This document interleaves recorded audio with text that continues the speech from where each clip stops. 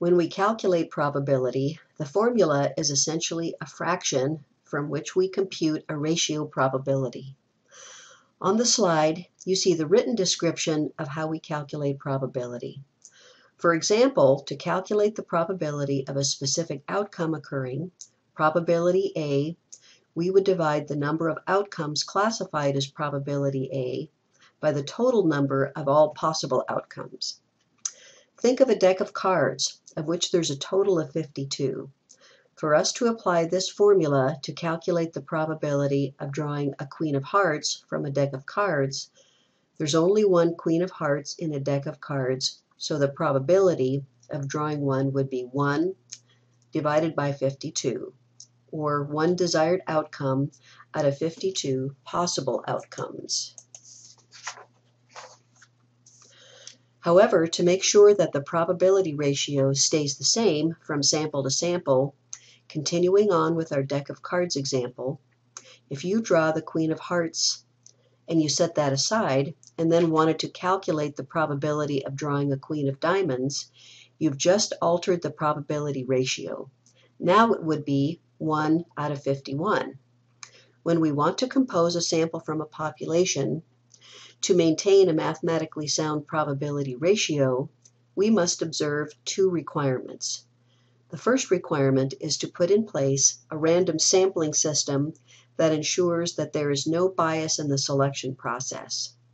For a population of any size, each individual must have the same probability or an equal chance of being selected. The second requirement says that for random sampling, the probability ratio must stay constant. To keep the probabilities from changing from one selection to the next, it is necessary to replace each sample before you make the next selection. So going back to our deck of cards example, we would place the queen of hearts back into the deck before we attempt to draw the queen of diamonds. Now that you have the concept of how the probability ratio works, let's examine the ways that we compute it mathematically.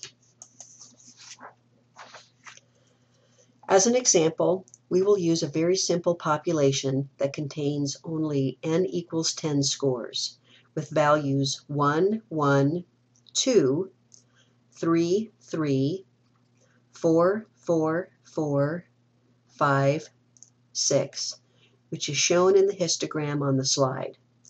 If you wanted to take a random sample of n equals 1 score from this population, what is the probability of obtaining an individual with a score greater than 4?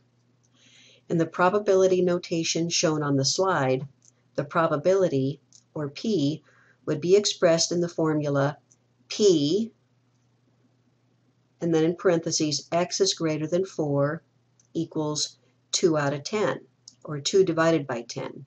Using the definition of probability, there are 2 scores that meet this criterion out of the total group of n equals 10 scores. This answer can also be obtained directly from the frequency distribution graph if you recall that probability and proportion measure the same thing. Looking at the graph, what proportion of the population consists of scores greater than 4? The answer is the shaded part of the distribution. That is, 2 squares out of the total of 10 squares in the distribution. Notice that we now are defining probability as a proportion of area in the frequency distribution graph. This provides a very concrete and graphic way of representing probability. Using the same population once again, what is the probability of selecting an individual with a score less than 5? In symbols, P, and then in parentheses, x is less than 5 equals 8 over 10, or 8 divided by 10. Going directly to the distribution in the graph, we now want to know what part of the graph is not shaded. The unshaded portion consists of 8 out of the 10 blocks, 8 out of 10 of the area in the graph, so the answer is P equals 8 divided by 10.